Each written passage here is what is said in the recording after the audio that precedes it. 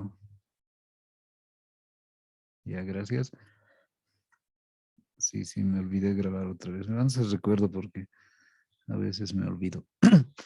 Bien, entonces les decía, ¿no? Otra vez, de que es súper necesario saber cómo es ¿cómo se diría? El patrón de avance, el patrón de trabajo de la imprenta con el que estamos trabajando. Como decía Franz, en algunos casos, algunas imprentas no pueden llegar a sacar un tono en específico de que nosotros necesitemos, aunque les hayamos pasado eh, la codificación Pantone o sus equivalentes en CMYK o, por ejemplo, en el caso de las imprentas. Entonces, esto se debe a que, como decía antes, las marcas que usan de las tintas, los... bueno, eso también que nos dice Franz, que nos refiere, ¿no? Los ISOs de coloración de tintas, bueno, esto viene junto con las tintas que se usan en los periodos, en los procesos de impresión, en los procesos de imprenta, mejor dicho, las tintas que se usan, los diluyentes, el estado de mantenimiento de las máquinas y hasta la persona encargada de hacer el proceso de impresión, en este caso los llamados prensistas, por ejemplo. Entonces, todo este conjunto de factores hacen que se llegue a un resultado como nosotros queremos, ¿no? Y por eso es que en algunos casos es necesario hacer esta solicitud de la prueba de coloración a la imprenta para verificar si los colores realmente están dentro los límites, dentro los estándares que necesitamos. Y para eso se manejan los ISOs, por ejemplo. Y como también bien decía Franz, los ISOs no son de dominio de muchas imprentas, porque en algunos casos son más artesanales, porque no necesitan ¿cómo les digo? Porque algunas imprentas no necesitan una exactitud en el hecho de la coloración, porque sus trabajos eh, tienen un margen de error permisible, ¿no? En este caso, por ejemplo, una imprenta que se dedique más a hacer invitaciones de eventos sociales, por ejemplo. Generalmente los trabajos de- de- de- de- dedicados a los eventos sociales tienen un montón de colores, ¿no? Puede ser un santo, por ejemplo, puede ser San Lucas, por ejemplo, que pasó hace un rato, que tiene que seguramente en sus diseños van a tener al santo vestido de una forma, detalles en el fondo, detalles con las letras, detalles de los pasantes, detalles de fondos sobre fondos y sobre fotografías. Entonces se vuelve todo un carnaval a veces en los diseños y por eso es que no hay necesidad de que trabajen con colores súper al detalle, diríamos. Y considerando esos detalles, cuando necesitamos hacer un trabajo de imprenta más específico, o, por ejemplo, como un libro que tenga que ver con un libro de diseño, imagínense, donde, por ejemplo, un libro de diseño donde sí o sí tienen que estar los colores bien puestos, entonces ahí necesitaríamos sí o sí una prueba de coloración de la imprenta.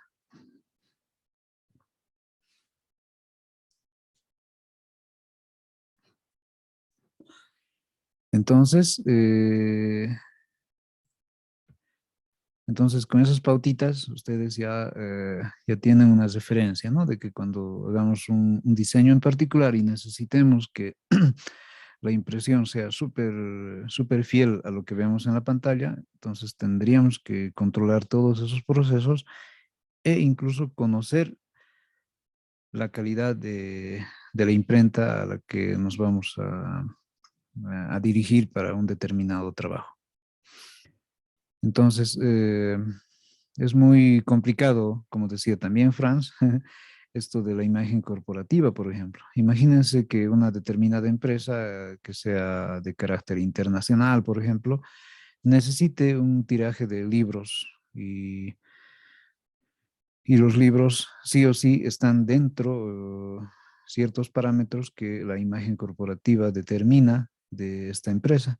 Entonces, no, si te da un tono de, no sé, de naranja, por ejemplo, no te puedes salir de ese tono y hacerle según lo que salga en la imprenta que has escogido, sino tiene que estar en su mismo lugar que ha sido pensado por por las personas que hubieran hecho y determinado esto de la imagen corporativa. Y los colores corporativos y todos esos detalles tienen que conservarse sí o sí en su lugar, porque de lo contrario estarían haciendo una distorsión de lo que está determinado en esos manuales de identidad corporativa. Eso es lo que pasa con esto de los colores, por si acaso. Ustedes mismos, bueno, ustedes mismos en una impresora doméstica, diríamos, deben haber experimentado, ¿no? Cómo es la variación de lo que vemos en un diseño en RGB y cuando lo imprimimos en una impresora estándar. E incluso en las impresoras estándar existen impresoras que usan 4 colores, ¿no? En este caso, eh, los de la cuatricromía que conocemos, por ejemplo, el cian, magenta, amarillo y negro.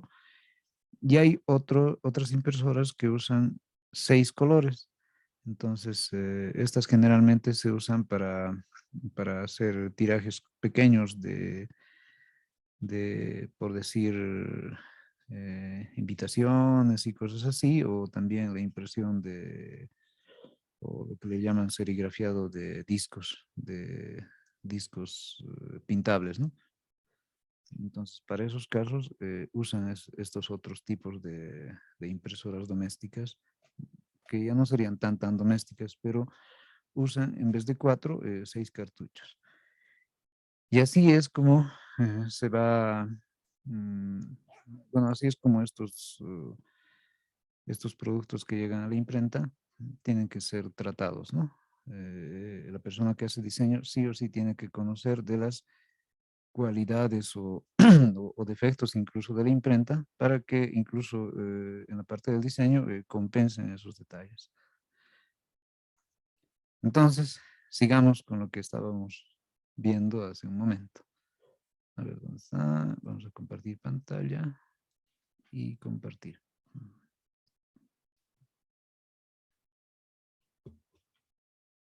Bien. Entonces, aquí les estaba mostrando esto de las coloraciones, ¿no?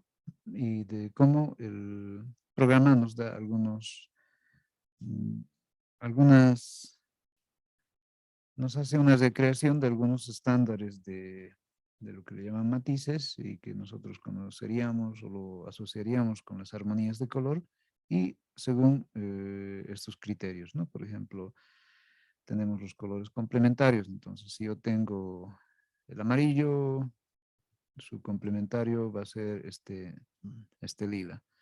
Si yo tengo el verde, su complementario va a ser el rojo y así. Y así tenemos bueno, estas cositas interesantes en este programa que nos sirven para ir componiendo nuestra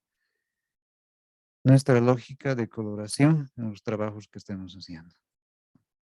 Miren, por ejemplo, tenemos el triángulo 1, triángulo 2, el triángulo 2 que es aquí, es un triángulo equilátero y por tanto, si yo en una de las aristas le pongo el amarillo, seguramente los otros colores van a ser como los primarios, ¿no? O sea, amarillo, azul, rojo.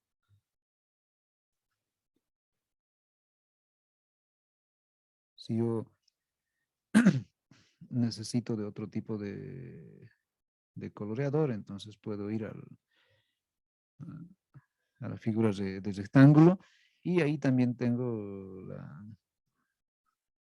la combinación que estaría en base a 4 colores. Y ahí tenemos los 4 colores. Y lo interesante de esto es que también tenemos los subtonos de cada color, ¿no? Entonces tenemos aquí también algunos otros auxiliares, ¿no? Por ejemplo, dice la variación, más claro, más oscuro, más frío, más cálido, por ejemplo, va a hacer variar a los tonos que tengamos.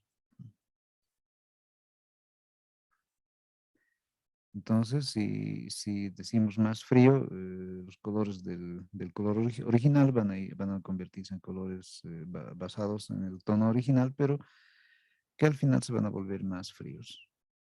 ¿Sí? Entonces, todo esto está en base a esos patrones que nos permite usar el programa Corel en estas partes de las paletas.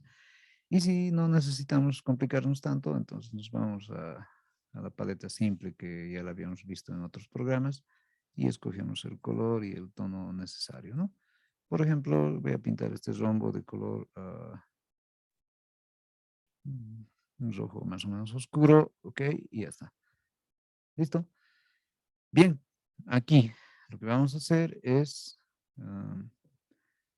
variar los puntos, ¿no? En este caso no vamos a poder variar los puntos con la herramienta pluma activada, así que tenemos que cambiarle de herramienta a la otra herramienta que se llama forma y que está aquí arriba, es el segundo botón en el menú del lado izquierdo de nuestro programa. Y a través de este botón podemos hacer clic solamente a los puntos que hayamos determinado y moverle como nosotros necesitemos, ¿no? Una vez que le movamos, entonces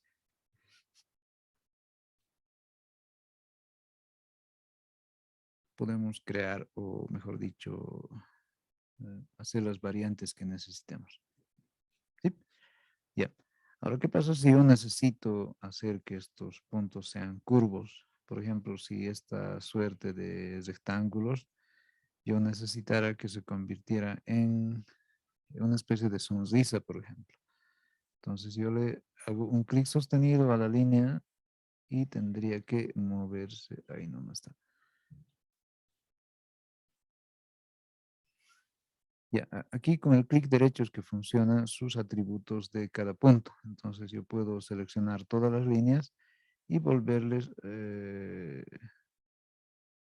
o mejor dicho, por lo menos lo haré punto por punto. Clic derecho al punto y ahí me va a aparecer un menú que dice, un segundo, ahí. Haciéndole clic con el botón derecho me dice que el punto está en una especie de modo solamente de líneas y yo lo voy a convertir a curva. Entonces, yo puedo hacer recién que se curve, ¿no? En este caso, haciéndole clic y de igual forma a este, lo puedo convertir en curva también. Creo que hace rato no estaba agarrando el punto, estaba agarrando la línea y por eso me ha aparecido este menú. Ahora voy a agarrar el punto exacto. Ahí no está, ahí sí.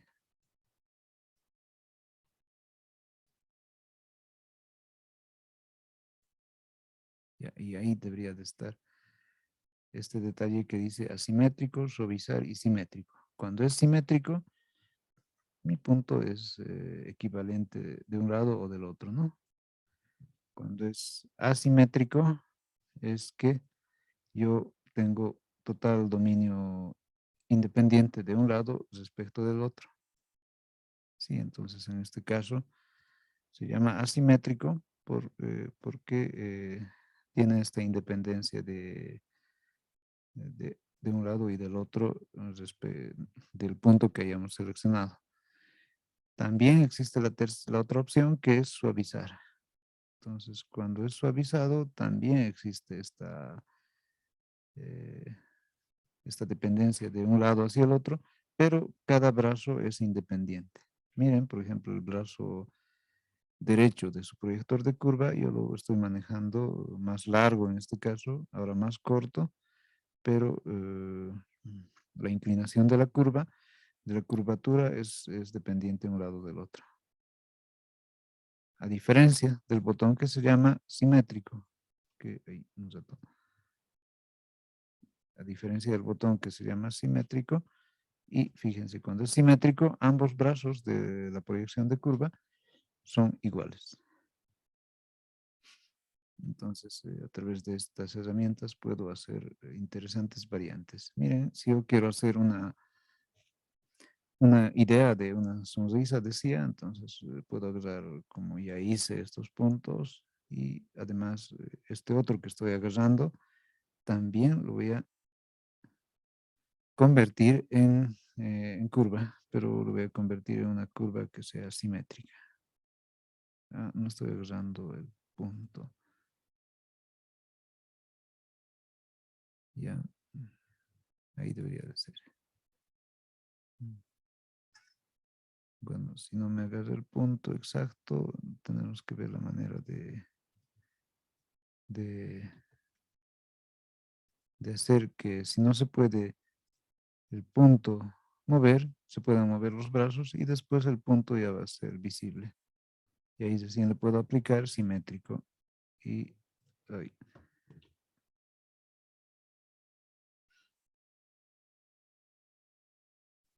Siendo simétrico, ya voy a tener el dominio de ambos brazos con la misma longitud.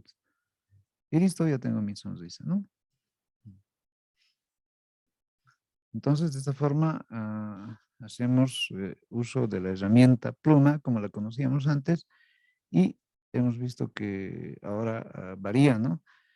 Para editar los puntos necesitamos aplicar la opción que dice forma. Y con forma podemos ir haciendo todas las variantes necesarias. Ahora, ¿qué pasa si yo necesito aumentar puntos en esta figura o al revés, eliminar puntos?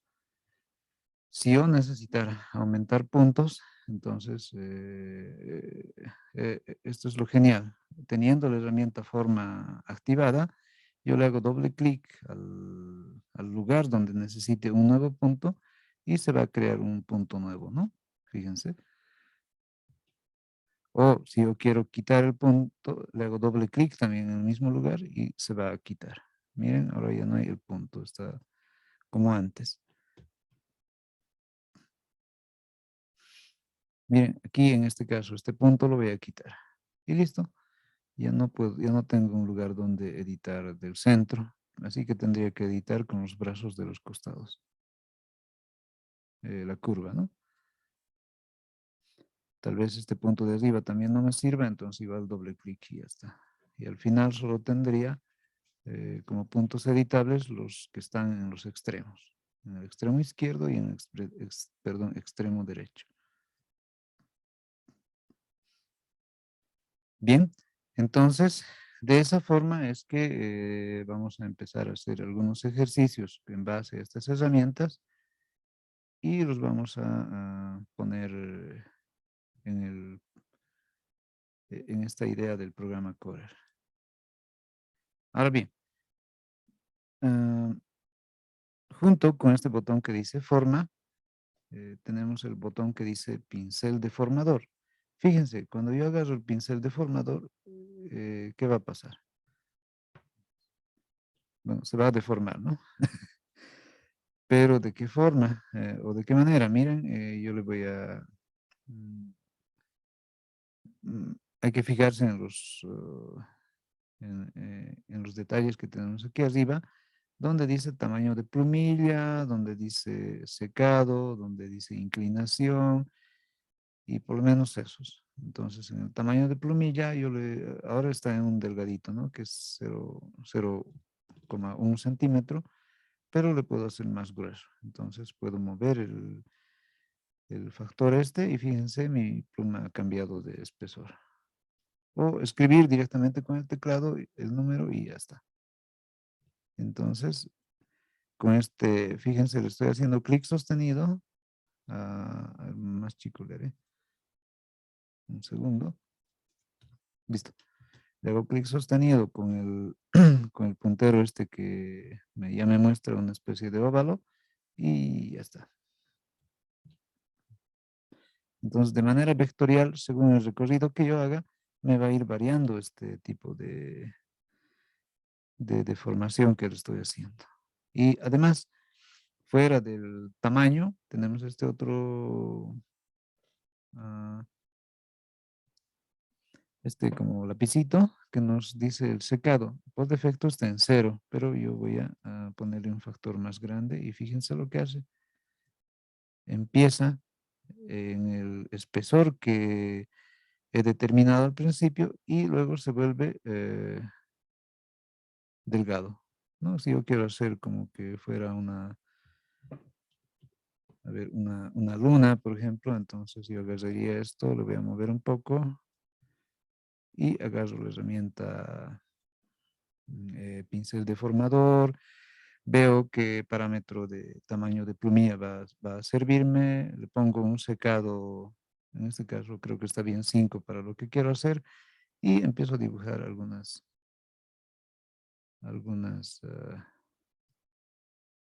ah, algunos brazos que diríamos son de una pluma, de una luna un poco rara, ¿no? Luego tenemos más a la derecha el lugar que dice inclinación. Aquí está por defecto en 45 grados. Yo lo puedo mover a 90 grados, por ejemplo.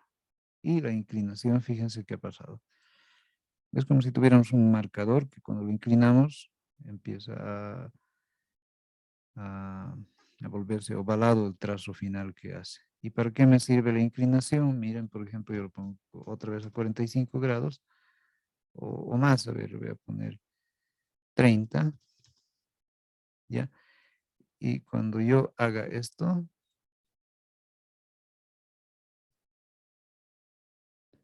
entonces uno, a ver, tal vez no se note muy bien, cuando yo agarre unos brazos, ¿dónde se va a notar bien? A ver, dame un segundo, si le inclino de esta forma. Para inclinar, por si acaso le hago un clic y otro clic para que aparezcan las herramientas de inclinación y luego un clic sostenido. Si es que quiero desde el mismo área de diseño hacer este tipo de cambios. Y si no, entonces le hago un clic y busco nomás aquí arriba los parámetros que me permiten hacer ese tipo de cambios. Bien, entonces aquí recién voy a usar el pincel con este factor de inclinación que le hemos puesto. Y fíjense para qué me sirve. Aunque, a ver, le pondré secado con un número más menor que le va a hacer tardar más en el trazo. Y lo que hace este secado es este efecto que es interesante, ¿no? Es como cuando agarramos un marcador de sus anchos de un lado y angostos del otro y empezamos a hacer trazos, pero sin mover el marcador. Entonces, al hacer eso, nos va a generar esta especie de figuras, ¿no? Entonces, de un lado ancho, en el otro sentido más delgado. Entonces, para jugar con esos parámetros es que el programa tiene estas herramientas.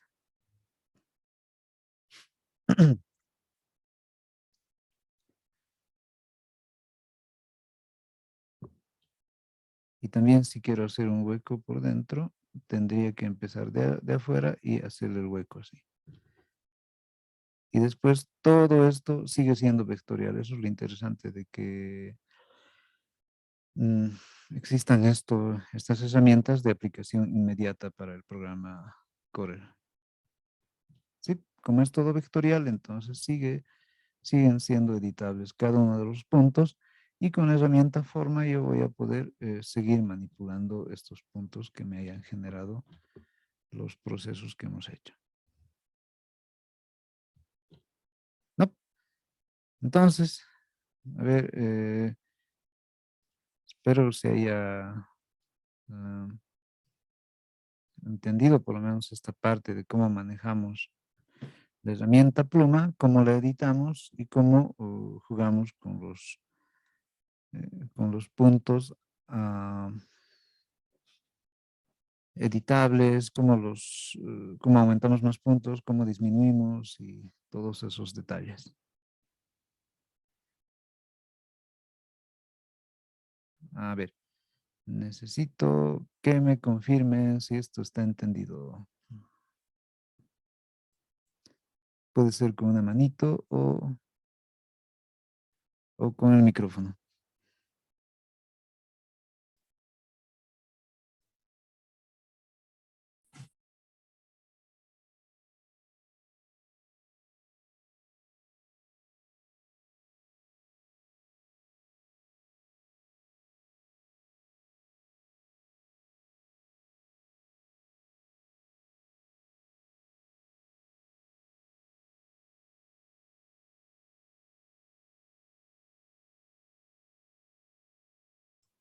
Bien, entonces, ya que tenemos una introducción de este programa, vamos a empezar vamos a empezar a hacer los primeros ejercicios, pero en sus computadores, ¿sí? Entonces vamos a hacer lo siguiente para que ustedes lo hagan en sus computadores con el programa Corel. Fíjense, necesito que ustedes vuelvan a recrear el logotipo que estaban proponiendo. No me acuerdo para cuál de creo que era en 3D que hicimos un logotipo, ¿no? Con ustedes. Entonces puede ser que usen el mismo logotipo que han planteado en 3D o ahora planteemos otro logotipo, pero necesito que esté creado con estas herramientas, así como la pluma eh, y, y por lo menos modificada en todos sus puntos con la herramienta forma. Pero esto lo esta entrega va a tener que ser para la siguiente semana, ya que vamos a pasar 2 días seguidos, ¿no? En este caso, hoy y mañana. Entonces la entrega va a ser para el siguiente miércoles 27 de octubre. Sí, Álvaro, Se te lo escucho. entregamos, se lo entregamos por el Classroom o por donde. Igual. Creo que no te he entendido muy bien tu Por fondo. por el Classroom, hay que Ah, dárselo sí, por sí, donde. por el Classroom me dices, ¿no? Sí, sí, sí, sí. La entrega o la subida va a ser por el Classroom, eh, pero, pero necesito que sea una foto capturada de todo esto, ¿no? O sea, no ya convertido esto ¿cómo se dice? En algún formato, sino fotografiada la,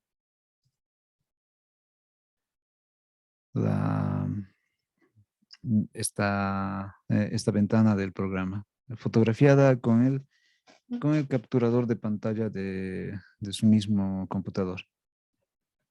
¿Sí? Entonces, eso lo vamos a hacer para el siguiente miércoles. Así que hasta mañana yo creo que pueden pensar en qué, eh, o en recordar cuál era su logotipo y tal vez hacer el mismo, o de lo contrario, plantear otro. Y como ustedes ya saben manejar las herramientas vectoriales, entonces solamente va a ser volver a entrar al lugar que dice forma, a la herramienta forma, que es el segundo botón en el lado izquierdo, y con ese botón vamos modificando todos los puntos que no estén visibles o directamente, o no nos, o no nos, o no sean acorde con lo que necesitamos, entonces los modificamos, los eliminamos, no sé, eso ya verán, pero la idea es que el final del diseño nos muestre una, una idea de un logotipo que ustedes vayan a plantear. ¿Sí? Entonces, eh, como nuestras clases van a ser seguiditas, 2 días seguidos, entonces vamos a hacer casi semanalmente, vamos a hacer una práctica pequeña que en cada semana se va a ir complicando. Entonces, en la primera fase vamos a hacer una cosa, en la siguiente otra y así sucesivamente. ¿Sí? Así que si se faltaran por alguna razón uno de los días, entonces en el siguiente día van a tratar de compensarlo. Y siempre estén atentos a algunos mensajes que a través del grupo les voy a mencionar. Está buenísimo. Sí, entonces, con esas pautas, necesito que ustedes planteen su logotipo. Y, a ver, antes de que pasemos a otras cosas, veamos qué otras características tiene este botón que se llama, que es parte del botón que dice herramienta forma. Hay una herramienta que se llama pincel agreste. Fíjense lo que hace el pincel agreste. Bueno, tal vez no se note ahí porque es muy chico. Voy a dejarlo así. Ahora sí. El pincel agreste tiene los mismos detalles de configuración. El tamaño de pluma, lo que le llaman el secado y la inclinación. Entonces, en este caso, yo lo voy a aumentar en el tamaño de pluma.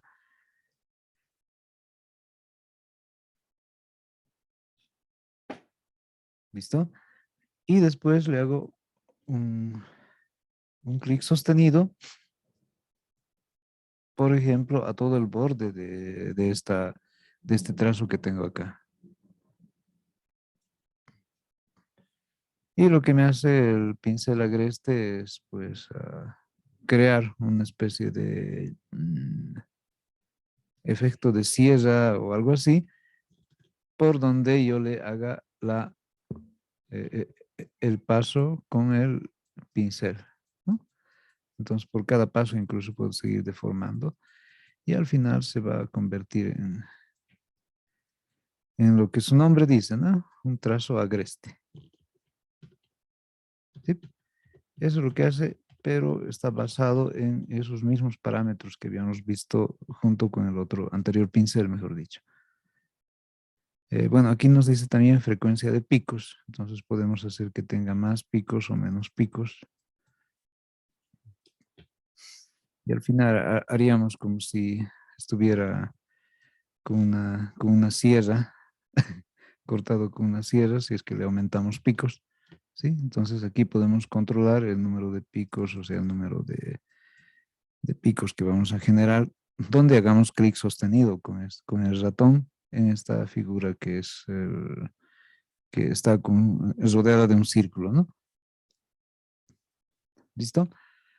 También tenemos la opción de secado. Entonces, eso es para cuando hagamos un trazo fuera o dentro de uno de los bordes el límite de este trazo vectorial. Por defecto está en 0. Yo lo voy a aumentar a un número 5, por ejemplo. Y cambia por si acaso, va a cambiar el modo en que me haga la figura, ¿no? Entonces, también tenemos la inclinación, está en 45 grados, lo voy a poner a 10 grados, a ver. Y la inclinación de estos dientes tendría igual que cambiar. Bueno, no se nota mucho en este caso, pero así es como vamos haciendo nuestro diseño con estos detalles. Entonces podemos ir distorsionando tanto nuestra figura que nos van a salir eh, otras formas de esto que hagamos.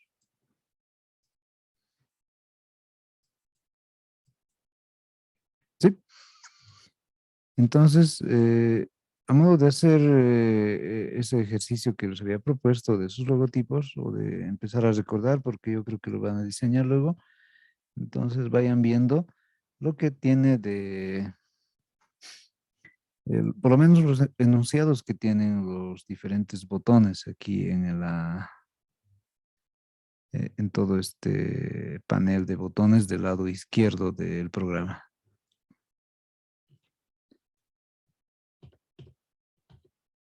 Listo. Bien, entonces se entiende cómo vamos a hacer este trabajito, ¿no? Un trabajito de hacer una idea de logotipo, pero diseñado en el programa CorelDRAW. Todavía no vamos a hacer uso de degradaciones, así que sean colores puros nomás en los que vayan a plantear, ¿sí? A ver, Álvaro levantó la mano. Dime, Álvaro. Vicente, del trabajo que vamos a hacer, ¿dónde se lo vamos a entregar? Lo van a subir al Classroom, ¿sí?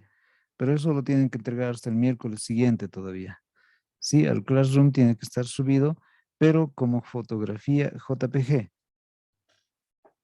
para que, bueno, pero la fotografía de todo el programa, así como están manejando ahora con todos sus botoncitos, demás cosas, así tiene que estar fotografiado el logotipo. Entonces ustedes más o menos lo centran en el logotipo y una vez centrado, ah, ahí le hacen una fotito con el botón que es el capturador de pantalla del teclado, ¿no? Que tienen en sus computadores. O de lo contrario, buscan una, una cámara de un celular y lo fotografían con el celular, pero que no esté muy movido y esa foto me la envían al Classroom. ¿Sí?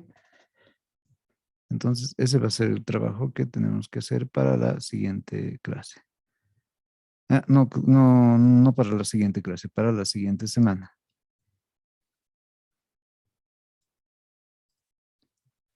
Bien. Eh, Aparte de esto, también hay otro botón que dice transformación libre. Pero esa transformación libre es una, una especie de botón que hace solamente el cambio, así como estoy haciendo un clic sostenido, en función de un eje que yo dibujé, va a moverse esta figura, ¿no? Entonces a eso le llamamos transformación libre, cosa que pueda girar, pueda hacer diferentes cosas, pero en función de esa línea que resulta ser el eje de todo esto que estamos viendo. ¿Sí? A ver, tengo unos chats por ahí. A ver, dice, a mí aún no me agregaron a la clase en Classroom. ¿Quién es? Camila Goyonaga, ¿no? A ver, a mí me han pasado una lista